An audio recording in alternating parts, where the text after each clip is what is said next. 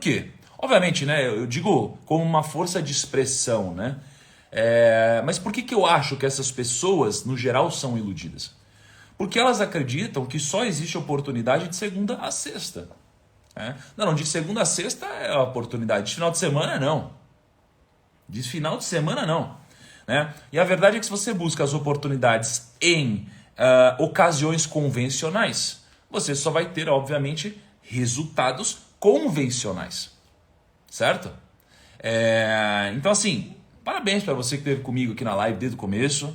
Parabéns você que está desde o primeiro dia. Parabéns que você, mesmo com sono, acorda. Parabéns que você, mesmo num momento difícil da sua vida, você faz um sacrifício. A gente falou sobre sacrifício no primeiro dia. Parabéns para você que consegue acordar 4 da manhã em alguns estados, 3 da manhã. Eu vi gente em outros países aqui também acordando 1, 2 da manhã. Parabéns para vocês que fizeram isso, tá? Parabéns. Especialmente, num dia como ontem, que eu cuspi conteúdo técnico, assim, pra caramba, um monte de princípio, arca, dracar, convexidade, risco-retorno. Parabéns. Não é fácil. Não é fácil. Mas assim, esse negócio de que sucesso, grana e tal, é fácil? Não é. Não é de fato. Quem vende isso por um motivo, né? E não é o meu, ok? Então eu vou contar uma história. Tem a história de um cara chamado Stephen Paul. Stephen Paul. Tá? Qual que é a história do Stephen Paul? E aí vocês vão traçar um paralelo aqui, vocês vão pegar. Tem uma pegadinha na história do Stephen Paul. Olha lá. O Stephen Paul abandonou a faculdade. Beleza? Stephen Paul abandonou a faculdade. Ele chegou a consumir muita droga. Muita droga. Pensa, muita droga. LSD, um monte de coisa. Muita droga. Stephen Paul.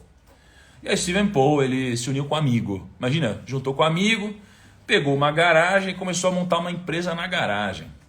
Olha que louco. E aí Stephen Paul, ele é uma pessoa muito difícil, meu. Muito ruim com gente. Muito ruim com gente. Ele incomodava os funcionários, ele era ríspido, era ignorante. Os funcionários da empresa que começou na garagem começaram a ficar insatisfeitos, pediam demissão, iam para o concorrente, levavam toda a expertise que ele tinha construído. Stephen Paul não tinha contratos. Aí Stephen Paul teve uma filha aos 23 anos e ele negou a paternidade dessa filha. Tá? Aí ele largou a mulher dele e a mulher dele teve que se sustentar com ajuda social, gente. Depois o Stephen Paul lançou um monte de produto na empresa dele. O que aconteceu? Foi um fracasso, errou em tudo, velho. Ele errou em tudo. Deu tudo errado. Nada vendia, nada dava lucro, ninguém gostava, ele se ferrou. E aí, ele foi obrigado a fechar a empresa dele. Depois disso, ele deu uma última cartada. A cartada final do Stephen Paul foi investir em sistemas operacionais. Né? E aí, o que aconteceu aqui foi, o Stephen Paul errou em todos os momentos até ali. Todos os momentos, em tudo que ele fez na vida. Você tem noção? Tudo que ele fez na vida, ele errou. E ali ele acertou. Ele acertou em cheio. E deu tão certo que a empresa dele cresceu.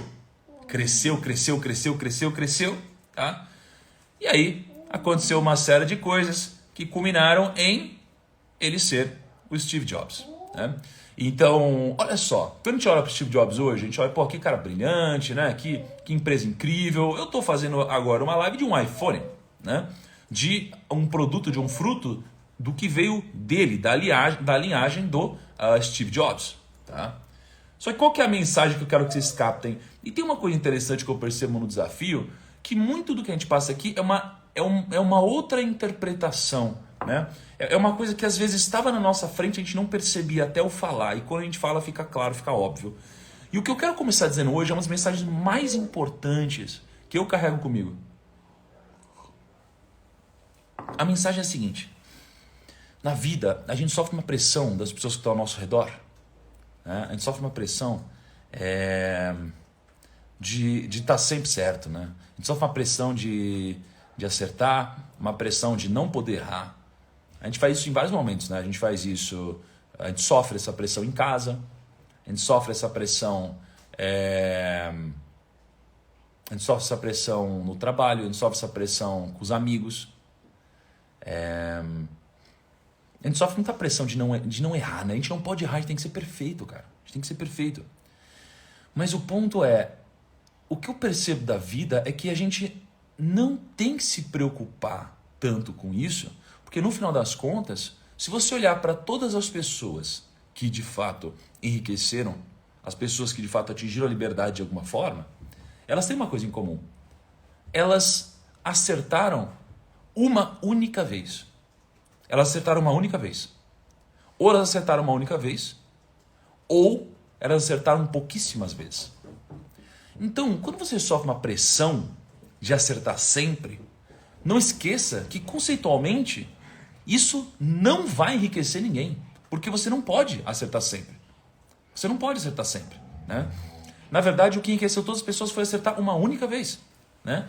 Só que qual que é o grande ponto? O grande ponto é que se acertar uma única vez é o que enriqueceu todas as pessoas, né? Como que eu faço então para identificar o que é essa grande oportunidade? Aí as pessoas dão conselhos. Você precisa acertar mais do que errar. Faz sentido isso aqui? Não faz sentido, né? Não faz sentido. Não faz sentido. O que faz sentido é você acertar melhor do que errar. É você fazer com que um acerto seja muito grande. É você fazer com que o conceito de ANSA, que eu passei ontem, aplicado aos investimentos, venha para os negócios também. Ó, o Ronald falou aqui, pô, desde pequeno a gente é ensinado a não errar. Né? A escola nos pune por errar. Exatamente, a escola nos ensina tudo errado. A escola nos ensina negócio. Pelo contrário, ela nos ensina a ser um bom funcionário, a ser um escravo por toda a vida. Né? A história faz isso. Então a grande mensagem é que você precisa buscar oportunidades convexas na sua vida. Tá? Foi isso que me enriqueceu, foi isso que enriqueceu todas as pessoas que eu conheço. Né? Não foi a consistência, não foi a consistência de acertos, não foi a consistência de você tomar a decisão certa toda hora. Foi a decisão certa de você entrar numa grande oportunidade que multiplicou tudo que você faz, que multiplicou seu talento, que multiplicou seu dinheiro ou algo do tipo. Tá? Então não ache que se basear na escola ou no ensino tradicional vai fazer isso. A escola ajuda, desde que você complemente isso com um pouco do mundo que eu estou apresentando para vocês ou que muitos de vocês já estão inseridos. Tá? Então vamos lá. Se a gente identifica que eu preciso acertar poucas vezes e não muitas vezes, significa que eu preciso aproveitar oportunidades. E se eu falo de oportunidades, como que eu entendo então qual é o método para eu aproveitar de fato uma oportunidade no mundo dos negócios, né? Como que eu posso fazer para que isso aconteça? Bom, primeiro ponto que eu queria que vocês anotassem. As grandes oportunidades, elas geralmente vêm junto do caos, tá? Elas vêm acompanhadas junto do caos. O caos traz as melhores oportunidades, tá bom? Então, pega isso aqui, ó. O caos, ele vem acompanhado das melhores oportunidades. Beleza? No caos, a realidade, ela se descola da racionalidade. Beleza? O que é racional? Racional é o técnico, é o que faz sentido. Né? O que é real? Real é o que é. Né?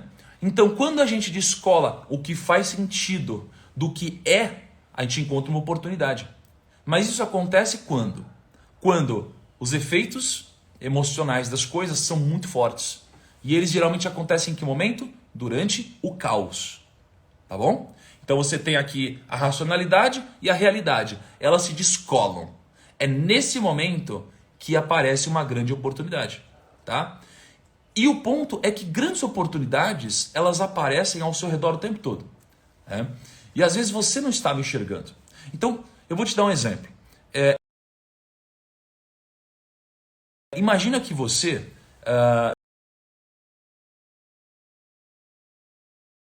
é a mulher e você ficou grávida. O que acontece no momento que você ficou grávida? No momento que você ficou grávida, você começa a enxergar uma série de mulheres grávidas ao seu redor. Certo?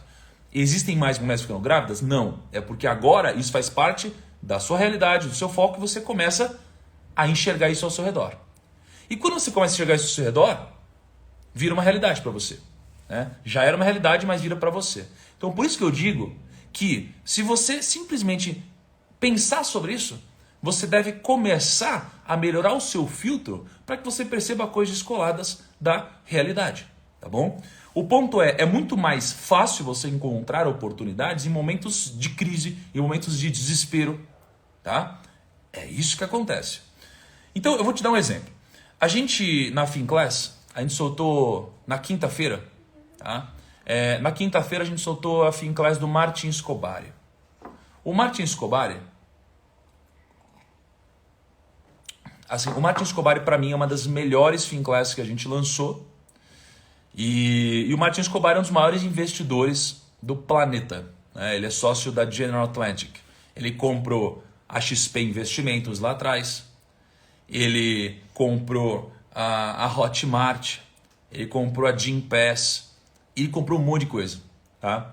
E aí, ele dá um exemplo de quando isso acontece, de quando a realidade é descolada da racionalidade e você aproveita oportunidades. Então ele dá o exemplo do próprio Elon Musk.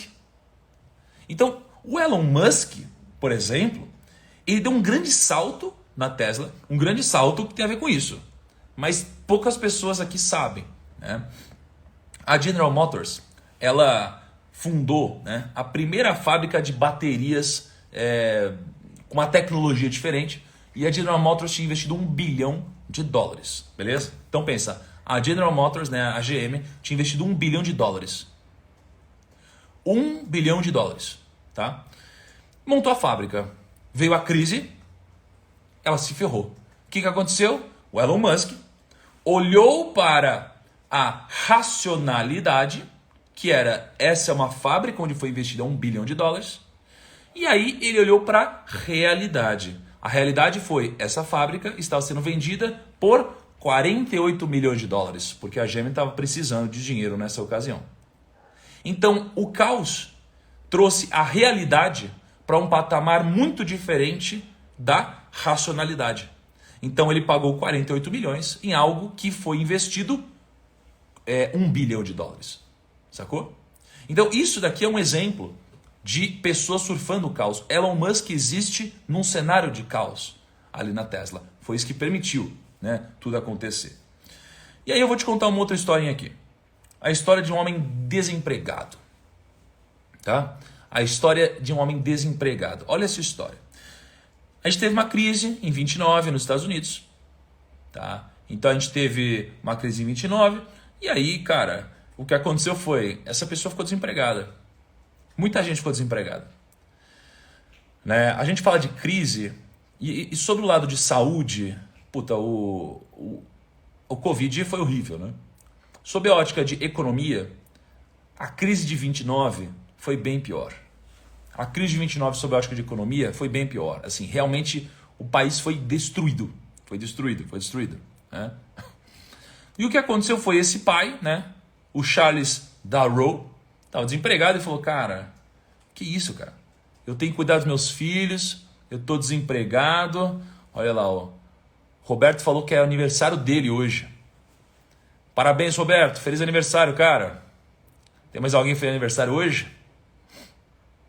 E aí, crise 29, aí tinha o Charles Darrow, ele tinha filho, tá desempregado, precisa sustentar a família. Ele falou, caralho, o que eu faço, velho? Como que eu faço? Né? E aí teve um dia que ele se recordou de um passatempo no trabalho. E aí era um joguinho, né? De negociação de imóveis e etc. Ficava brincando e tal. E aí ele falou, eu vou brincar aqui com os meus filhos, né? E aí o Charles, ele foi lá, pegou uma toalha de mesa. Ele pegou uma toalhinha de mesa. Ele desenhou uma cidadezinha com casinha, com prédio, um monte de coisa. E aí ele definiu algumas regrinhas. Aí ele pegou com os filhos dele, começou a jogar e começaram a se divertir, né? E aí as crianças amaram. Aí ele testou com os vizinhos, amaram.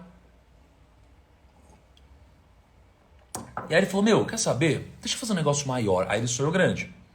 Aí ele falou, e se eu pegar e aproveitar esse momento em que as pessoas estão quebradas e sonhando em se erguer, e eu proporcionar um joguinho para elas fazerem isso, né? E aí ele começou a desenvolver esse jogo. Aí foi numa empresa, na época chamada Parker Brothers, uma empresa muito grande, era a maior fabricante de jogos na sua cidade. Pense que não era um mundo tão globalizado, tá? E o que começou a acontecer foi que, cara, ele fez ali 5.000 tiragens e vendeu tudo. E vendeu tudo desse joguinho. E aí não demorou muito, a fama dele foi crescendo, até que ele foi procurado pela empresa para fazer um negócio muito maior. Aí ele vendeu muito, e estima-se que até hoje esse jogo tenha vendido 1 bilhão de cópias, né? Quem que é esse cara? Esse cara é o fundador do Monopoly, né? O Monopoly que já deve ter sido jogado por mais de 1 bilhão de pessoas. Lembrando que no mundo a gente deve ter o quê? 8 bilhões de pessoas? Será que é isso? 7, 8, 9 bilhões? Sei lá. Um número desse. Muita gente já jogou Monopoly alguma vez. Você já jogou Monopoly alguma vez aqui? Então veja só, o Charles, ele estava desempregado, estava numa crise, e aí ele olhou um pouco ao seu redor, percebeu o que estava acontecendo e fez. Tá? Isso foi incrível. Isso foi incrível. Né? Então ele acertou uma vez na vida. O resto, cara, foi uma vida pacata e ele precisou acertar uma vez grande. Tá? Então a lição aqui é, as maiores crises, quando olhadas do jeito certo, elas podem se mostrar como grandes oportunidades. Cara, eu vou te mostrar como eu fiz isso. Né? Daqui a pouco eu vou te mostrar um método muito simples de como eu tomo uma decisão. E que me ajudou durante a crise com um case real. Tá? Então, o que é o segundo ponto aqui que a gente precisa pensar? O primeiro é caos. Né? O caos, quando distorce a realidade da racionalidade, é quando surge oportunidade. E a gente precisa de algo externo rolando como uma crise. Tá? Segunda coisa, você precisa se preparar. Você precisa se preparar. Então, tem uma história de um político britânico. Ele era odiado e desprezado pela maioria das pessoas.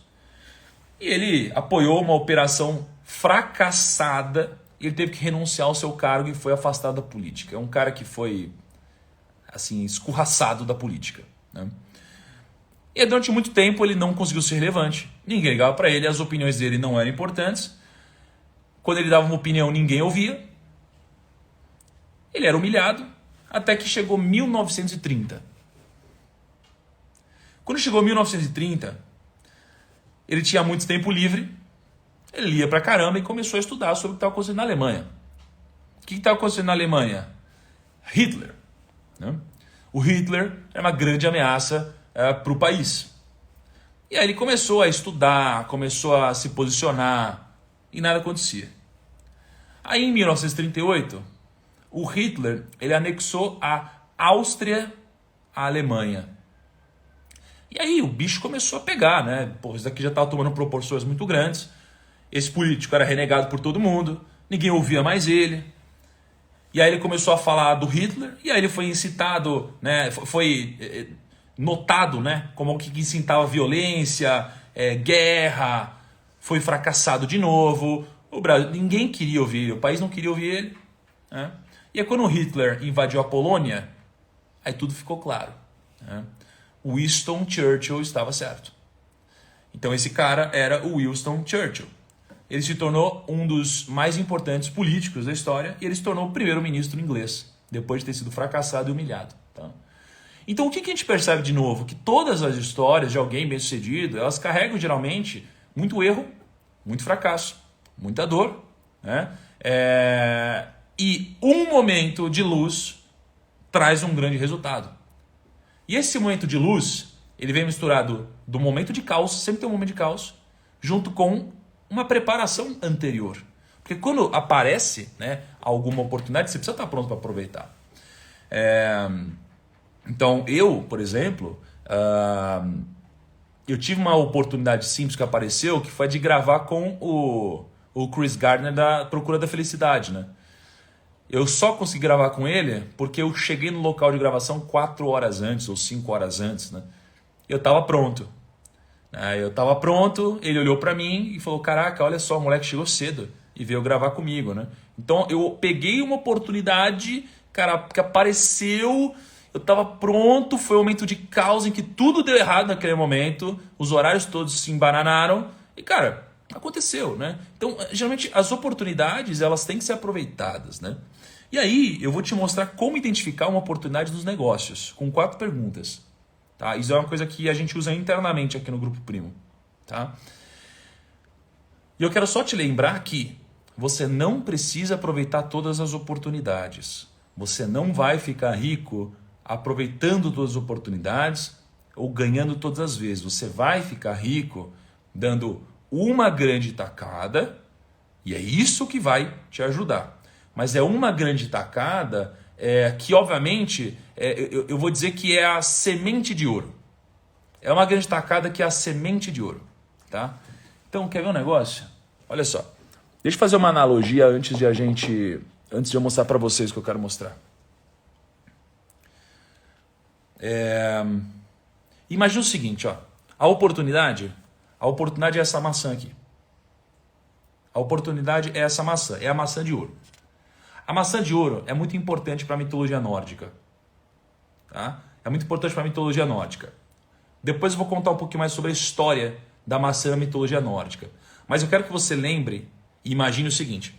Teve uma live que eu peguei uma maçã, eu pedi para todo mundo trazer uma maçã na live.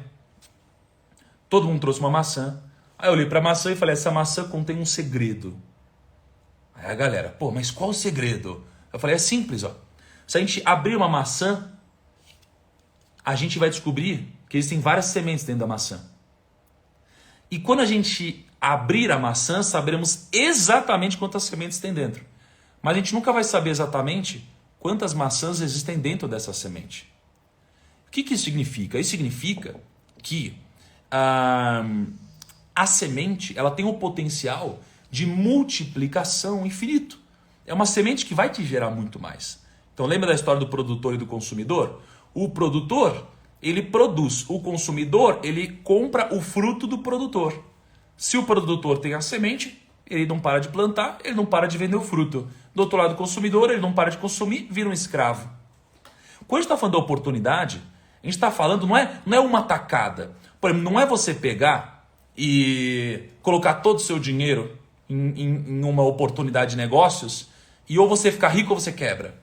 Não é você pegar todo o seu dinheiro e colocar numa roleta russa. Não é você pegar todo o seu dinheiro e você fazer um único day trade, uma única operação alavancada para ver se você ficar rico ou não. Não é disso que eu estou falando. Eu estou falando de você, como oportunidade, pegar uma semente de ouro. Imagina que aqui você tem uma maçã de ouro, ela gera sementes de ouro. Então você precisa pegar uma semente de ouro. Como que você faz para identificar uma semente de ouro no mundo dos negócios?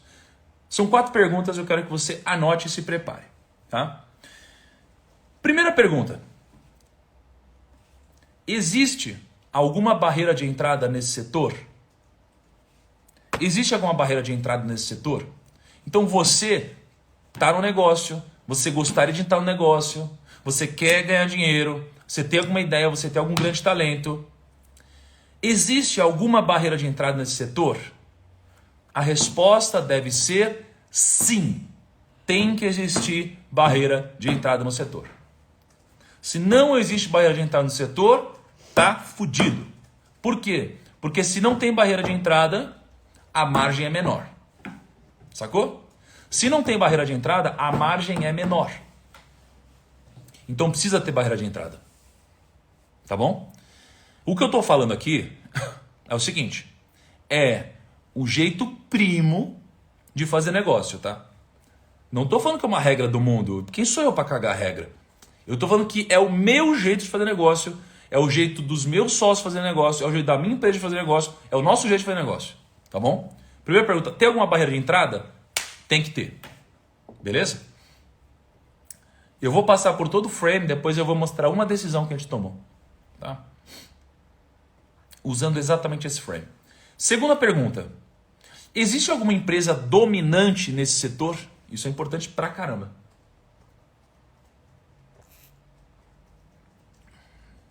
Existe alguma empresa dominante nesse setor? A resposta precisa ser que não. Como identificar essas barreiras? Tem vários tipos de barreiras. Então, quando você olha para forças de Porter, por exemplo, você tem uma série de pontos a se olhar dentro disso.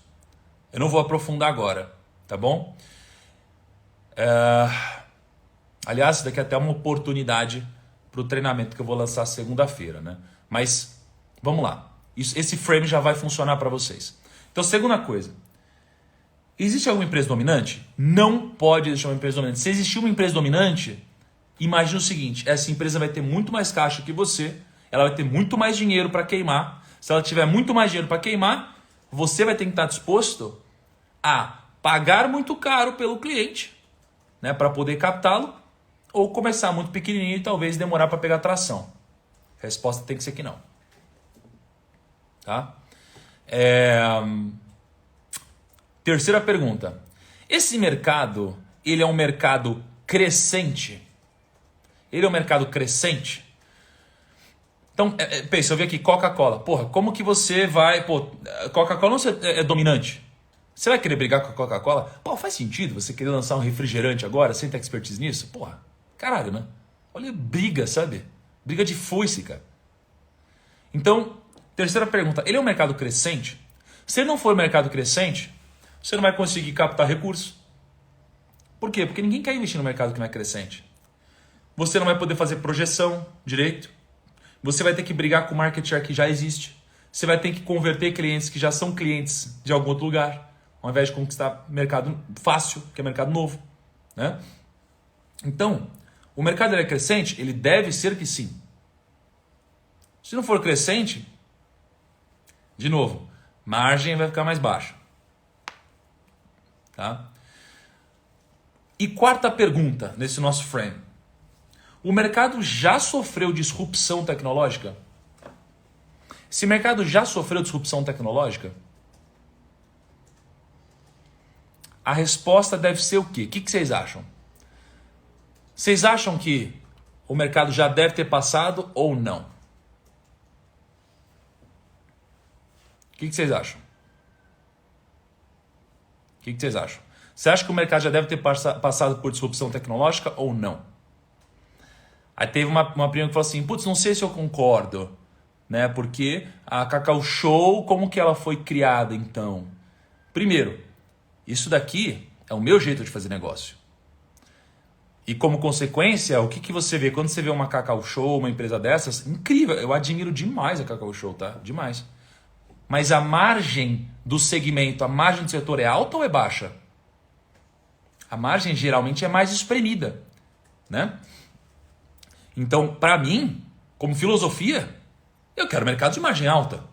Ué, eu quero mercado de margem alta. É o meu jeito de fazer negócio. A margem alta te permite errar mais, né? Se você tem a margem muito espremida, se você errou um negocinho, tá fudido. Se você tem a margem alta, caraca, você pode ser agressivo, você pode fazer promoção para cliente, você pode investir mais, você pode arriscar mais. Caraca. Então, para mim, o mercado já sofreu disrupção de tecnologia? A resposta tem que ser não. Por que a resposta tem que ser não? Porque, caraca, aí você quer brigar com Uber agora. Porra, e agora? Como que você vai brigar com Uber, cara? Dá pra brigar? Claro que dá. Mas, cara, olha como vai ser mais difícil. O que eu quero? Eu quero encontrar um meio entre grau de dificuldade e resultado. Porra, pode dar muito resultado aqui, mas, cara, e o grau de dificuldade? Se for muito difícil, não é melhor você encontrar um lugar que é mais fácil e tenha mais prêmio para ser recolhido? Né? Então pensa. Vou dar um exemplo para vocês. Finclass. Foi exatamente assim que a gente tomou a decisão. Então olha lá. Existe alguma barreira de entrada nesse setor? Pensando na Finclass? Existe, uma puta barreira de entrada. Existe barreira aos convidados que a gente tem. Existe barreira ao know-how que a gente tem de produção de conteúdo. Tá? Então isso daqui já é uma barreira de entrada considerável. É difícil. Segundo ponto. Existe alguma empresa dominante no setor de educação e finanças? Não existe. Pelo contrário, talvez eu faça parte do que mais se aproxima. Eu, assim, como ecossistema, né, faça parte do que mais se aproxima disso. Então porra, se não tem, né, uma empresa dominante, mais espaço para mim. Terceira pergunta, é um mercado crescente? É um mercado crescente. Quando eu entrei na Bolsa, a gente tinha 300 mil investidores. Hoje a gente tem 4 milhões de investidores. E a gente deve chegar em 100 milhões de investidores em algum momento. Então o mercado é crescente. Se o mercado é crescente, né, a gente chama isso daqui de tamanho de mercado endereçável. Né? Quando você vai falar com investidores, você geralmente fala sobre isso, tamanho de mercado endereçável. O investidor vai te perguntar, qual é o tamanho do mercado endereçável? E aí você vai falar, não tem, é pequeno, vai cair. Aí o investidor fala, cara, então não vou investir no seu negócio. Beleza. Como o mercado endereçável de finanças é grande, porque, olha só, pensa comigo. Se o mercado não aumentasse o número de investidores, imagina, todo mundo aqui, ó, todo mundo aqui investe com categoria, ganha dinheiro, e aí a gente ganha, por exemplo, 10% ao ano, tá bom? E vamos supor que a gente ganha 10% ao ano. Se a gente ganha 10% ao ano, significa que o mercado de finanças já vai crescer 10% ao ano. Isso sem entrar novas pessoas em algum segmento, por exemplo. Você tem noção? Então, mesmo se não vierem novas pessoas para investir, a gente já tem um mercado que cresce 10% ao ano. Além disso, a gente tem um número de pessoas novas vindo investir. É por isso que, por exemplo, eu estou tão inserido no mundo de educação. Perfeito? Então, o tamanho de mercado endereçável é gigante. É por isso que eu também estou em finanças, alinhando com outras coisas, com o meu talento, com o que eu amo fazer, com o que eu acredito e com o que eu sei. Né? Isso daqui é muito poderoso. Quarta pergunta aqui, né? O mercado já sofreu disrupção de tecnologia? A resposta é não. Né? Então, não teve uma tecnologia que impossibilitou ou dificultou o nível máximo a entrada de um novo concorrente. Quem está fazendo isso é a gente agora. A gente investiu um time gigantesco de tecnologia, não para de contratar tecnologia, fazer uma puta plataforma. Por isso que o nosso aplicativo tem um monte de coisa, dá para assistir offline, não sei o que lá, e o caramba, entendeu? Então, você entendeu o porquê que eu tomei a decisão, o porquê que a gente toma essa decisão como empresa? Existe barreira de entrada? Sim. Eu consigo isso daqui. Os outros não me bloqueiam. Existe alguém que é dominante? Não. Top, se não tem alguém dominante, mais fácil. É um mercado crescente? Sim, muito. O mercado já teve disrupção de tecnologia? Não. Então não tem uma tecnologia como a do Uber que impossibilite a entrada de novos entrantes. Então o que eu faço? Vou entrar nesse segmento. Entramos na Finclass. Lançamos a Finclass, um puta sucesso, um puta produto incrível, né? Por um ticket baixo, né? Por um ticket de R$ 39,00 por mês. Tá?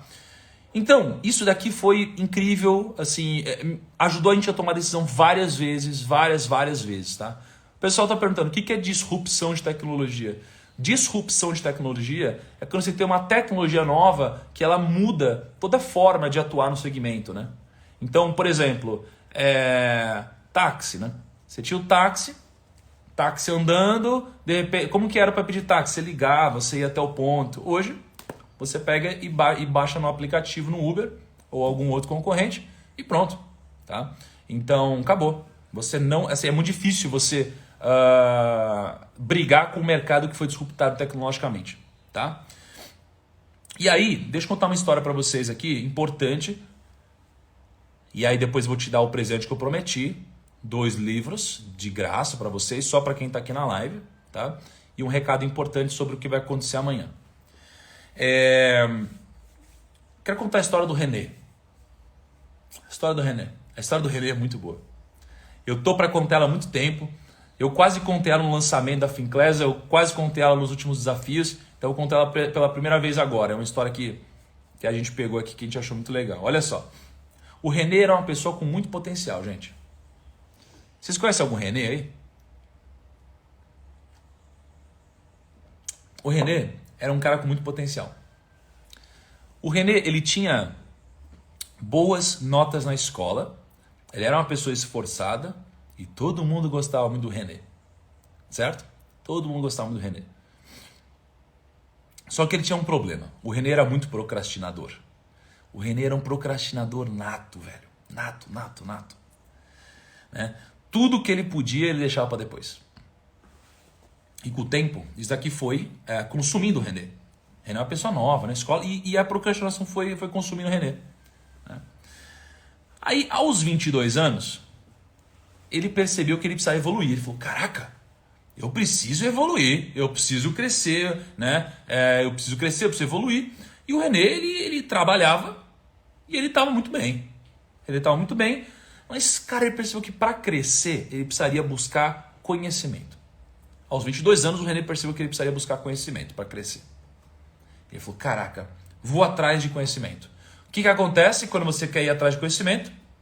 Você pega e se matricula em um monte de lugar. O René foi e se matriculou numa escola de inglês. Aí se matriculou numa escola de inglês, se matriculou em outros cursos. O problema é que depois de uma semana, o René ele não conseguiu aguentar o pique. Estava estudando demais, estava difícil de conciliar a agenda, a rotina. E aí ele parou de fazer aqui o curso dele de inglês, como todos os outros cursos que ele tinha se inscrito e tudo que ele tinha se inscrito até então. Isso aos 22 anos. A vida foi seguindo. A vida foi seguindo. Está se identificando com isso? A vida foi seguindo. E aos 32 anos, o René ele teve um clique. 32 anos de idade, o René falou, caraca, meu, eu preciso guardar dinheiro para o futuro. Eu preciso guardar dinheiro para o futuro. Né? Se não guardar dinheiro para o futuro, cara, como que eu vou, no futuro, ter liberdade? Como que eu vou, sei lá, cuidar de meus filhos, ou poder viajar, ou comprar as coisas que eu quero? Caraca, eu preciso guardar dinheiro para o futuro. Só que ele não ganhava muito, né? O René não ganhava muito dinheiro, afinal de contas, ele não se profissionalizou tanto, ele deixou de estudar ao longo do caminho, deixou de adquirir conhecimento. Né? Mas como ele ainda tinha tempo, ele pensou assim, cara, tô com 32 anos. Tô na boa, dá tempo ainda pra mim. Dá tempo ainda pra mim. Eu posso me dar o luxo de esperar um pouquinho, eu posso começar a guardar grana com o tempo, eu tô muito novo. Né? Afinal de contas, eu vou me aposentar lá na frente. Véio. Eu sou muito novo. Sou muito novo. E aí o que aconteceu? O René ele falou, cara, eu sou muito novo, quero começar a investir um pouquinho. E aí o René abriu conta numa corretora. O René abriu conta numa corretora, separou o dinheirinho dele para começar a investir. E aí ele falou, cara, dá tempo de eu ficar rico. Mas aí ele deixou de levar o assunto tão a sério. Ele falou, cara, quer saber? Puta, até esqueci a conta da minha corretora. A René esqueceu a conta corretora, precisava pedir para lembrar a senha e tal. Ele falou, cara, deixa pra lá, se foda, vai, deixa aí. Sou muito novo. Aí começou a passar o tempo. Com 42 anos, o René começou a se preocupar com a saúde. Né? Com 42 anos, o René começou a se preocupar com a saúde. Ele não era tão velho, 42 anos, pelo contrário. Mas ele já sentia algumas dores no corpo. Né? Já sentia algumas dores no corpo. Ele pensou que talvez fosse a hora de começar a se alimentar melhor, a cuidar melhor da vida dele. Né? E aí começou a procurar um monte de receita saudável. Falou, não, vou procurar umas receitas saudáveis aqui. Vou procurar receitas saudáveis. Já sei, vou me matricular numa academia também. Né? Vou mudar tudo. Agora eu vou mudar tudo. Eu tenho 42 anos, ainda sou novo, dá tempo de eu mudar. O que aconteceu? Inscreveu na academia, tal, dietinha. Parou de fazer dietinha, não foi na academia, começou a comer congelado, foi passando o tempo. E aí, foi assim que o René chegou aos 60 anos. E o René tinha um emprego comum, aos 60 anos de idade, ele não tinha dinheiro guardado para sua aposentadoria, e ele também não tinha saúde. Ele também não tinha saúde. Né? E o pior ainda, ele chegou na idade, né, ele chegou aos 60 anos e falou, cara, se eu quiser me aposentar, eu preciso guardar muito dinheiro. E eu vou precisar fazer isso por mais 10 anos. Por mais 10 anos. Isso se eu chegar vivo até lá, né? É o que o René pensava. E aí o René deixou tudo para depois. A vida inteira. Ele deixou tudo para depois. Até o ponto em que o depois, ele deixou de existir. Sacou? Até o ponto em que o depois ele deixou de existir. Então, o que foi barato a vida inteira passou a ser caro demais. Né? O que foi barato a vida inteira ficou caro demais. E a história do René, né, por mais que ela seja triste, ela não é única. Na verdade, poderia ter trocado o René por vários nomes que eu estou vendo aqui. Né? Por Emanuel, por Gabriel, por Luciana, por João, por Ana... por um monte de gente.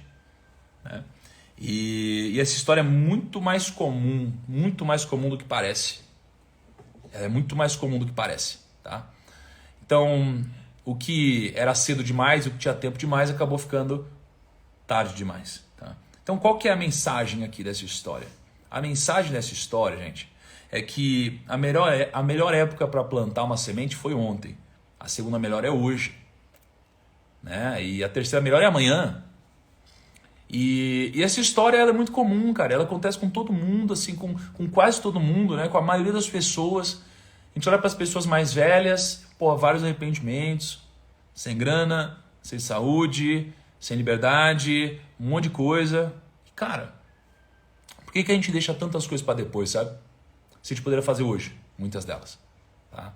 Então, essa é a mensagem que eu queria passar na história do René para vocês, tá? Espero que de alguma forma ela toque vocês. Eu não quero cagar regra aqui. Eu sei que muitas das coisas que vocês poderiam fazer para mudar a vida de vocês está ao alcance de vocês e vocês sabem o que é. Vocês sabem, geralmente a gente sabe, né, o que é. Vocês sabem o que é. Tá? Então, quando eu falo de grana, de investimentos, educação financeira, cara, porra, as pessoas não levam a sério isso, né? As pessoas não levam a sério isso. Eu gostaria que levassem. Gostaria muito. Gostaria que uma das minhas contribuições para o mundo fosse essa, de fazer as pessoas levarem mais a sério educação financeira, grana, dinheiro, investimentos. Tá? E agora eu tenho duas coisas para falar. Né? Uma só, daqui a pouco eu vou entregar para você 2 livros de graça que eu prometi. Vou explicar para vocês a dinâmica, então fica na live, porque vai ser um presente meu para vocês. Tá? E vai ser disponível só para vocês que estão na live aqui. Porque vocês só vão poder fazer isso até às 7 da manhã. Tá? Antes disso, eu quero só dar um recado. Amanhã a gente vai fazer uma coisa muito especial. Amanhã tem 2 coisas especiais, tá? 2 coisas especiais. Por quê? Primeiro, amanhã vai ser um dia que é o domingo, vai ser o único domingo, né, desse desafio. Hoje fiquei muito feliz, pô, 50 mil pessoas aqui no sábado, isso é coisa pra caramba, cara. Olha isso, aí você fala, o Brasil, pô, não dá pra mudar, não tem uma galera querendo mudar, a gente não vai investir, só tem moleque. Cara, olha isso, 50 mil pessoas no sábado, isso é foda. Vocês são fodas, vocês são fodas. A gente é foda, a gente tá junto nessa, a gente é foda. Tá? Então amanhã eu quero que todo mundo participe da live. A gente investiu numa dinâmica por um simples motivo. Porque a gente quer fazer uma coisa massa amanhã. Então, participem desde o começo da live. Eu sei que a gente entra nas 5 e 6 e vai subir no número, entre no começo da live. Porque tem uma dinâmica que a gente vai fazer que é no começo da live. Muito legal, muito bonita. Sério, uma dinâmica bonita, espero que vocês gostem. Tá? Vai mudar o conteúdo da live? Não vai mudar o conteúdo da live. Mas vai ser a dinâmica que vai ficar mais legal a live. Espero que vocês gostem, tá? Eu e meu time, a gente foi atrás, correu e a gente fez de coração. Espero que vocês curtam e se divirtam com o que vai acontecer amanhã no começo da live. Beleza? Essa é a primeira coisa. Segunda coisa dentro disso. Amanhã, né? Pô, imagina que a gente vai, depois de 9 meses, abrir inscrições para o meu treinamento. O treinamento do 1000 ao Milhão 3.0. Tá? Ele vai ser um treinamento diferente de todas as outras mais de 15 turmas que a gente já fez.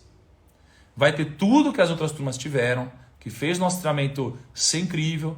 A gente faz uma pergunta, né? De 0 a 10, quanto você recomendaria esse treinamento para um amigo ou familiar? A nota média foi 9.6. Então é um treinamento incrível, muito bacana. E aí eu vou abrir inscrições na segunda-feira para ele. Só que amanhã, no final da live, eu vou terminar a live e vou falar assim, galera, quem quiser ir embora, pode ir embora. Quem está aqui pelo conteúdo gratuito, top, nos vemos na segunda. Quem quiser ficar, eu vou explicar tudo sobre o treinamento. Então amanhã, no final da live, eu vou explicar tudo sobre o treinamento. E se você quiser já se antecipar e saber tudo que vai ter no treinamento, ver se ele é para você, né? Essa turma de mentoria que a gente vai abrir, clica no link da minha bio quando terminar aqui a live, porque lá você tem uma página para você fazer uma pré-matrícula com seu nome e com seu e-mail. Tá? É um treinamento de investimentos muito profundo. Tá? Então a gente começa do básico, a gente pega pela mão quem nunca investiu, a gente vai no nível profundo até chegar em análise para que você tome sua própria decisão. Finanças pessoais, num nível de diagnóstico financeiro familiar muito mais profundo. E a gente vai entrar pela primeira vez na história em negócios no nível mais profundo. Então eu vou mostrar como a gente faz negócios. Time de venda, marketing, internet, negócios, equity, escala, processos, OKRs, KPIs, tudo. Beleza? Então depois entra no meu link da bio quando terminar a live aqui. Vê se é para você. Se for para você, faça uma pré-matrícula. E amanhã, quando terminar a live, eu vou falar, galera, terminou a live, agora eu vou falar só do treinamento. Por quê? Porque eu não quero ficar falando para todo mundo. É para quem achar que faz sentido. Quem não achar, tamo junto. Beleza? Então eu já dei esses 2 recados e vou te dar agora o presente. Primeiro recado, lembrando, amanhã na live vai ter uma dinâmica especial, espero você. E depois, no final da live de amanhã, esteja comigo porque eu vou falar tudo sobre o treinamento que a gente abre inscrições na segunda. Top? Terceiro, presente então. Qual que é o presente? A gente decidiu disponibilizar de graça para vocês 2 livros. Tá? Esses 2 livros são livros do Napoleão Hill. São livros gratuitos. Tá? Você só vai poder retirar esses livros até às 7 horas da manhã. Ou seja, agora é 6 horas da manhã até às 7 horas da manhã. Como que você vai fazer? Você vai... eu vou postar agora a frase do dia no feed, né? E aí, nos stories, eu vou botar um arrasta para cima, né? Na verdade, você clicar no link, não tem mais arrasta para cima, para você ir para um aplicativo, para uma página da Esquilo. Esquilo é uma página parceira que topou ajudar a gente nisso. É através da Esquilo que a gente vai disponibilizar isso para vocês. Através da Esquilo, você vai poder acessar 2 livros do Napoleão Hill de graça. É um presente meu, da Esquilo e da Citadel, que é a editora que tem o direito dos livros do Napoleão Hill no Brasil, tá bom? Então presta atenção, vai ter um link nos stories, você vai clicar lá, aí você vai se cadastrar na Esquilo, de graça, você vai ter acesso a esses 2 livros do Napoleão Hill, e temos que agradecer quem? A Citadel, a editora do Napoleão Hill, que forneceu pra gente, e a Esquilo, tá bom? Beleza? Vou postar a frase do dia agora e veja como faz sentido a frase do dia. Caralho, peraí. Frase do dia: só acorda com oportunidade quem não dorme com ilusão. Não seja mais um iludido, ok? Faça as coisas direitinho, porque, cara, se você só ficar viajando e sonhando, não vai aparecer alguma coisa concreta na sua vida, beleza? Espero que vocês aproveitem, leiam o livro, se divirtam. Amanhã, domingão, nos encontramos para o nosso 7º dia do desafio. Tô muito animado, tô muito feliz, curti. Olha essa pegada Viking, meu. Olha isso, cara. E pra fazer esse negócio aqui? Eu não sei fazer isso sozinho, não. Ainda bem que a Cacá tá aqui. Tamo junto, galera. Um abraço e tchau.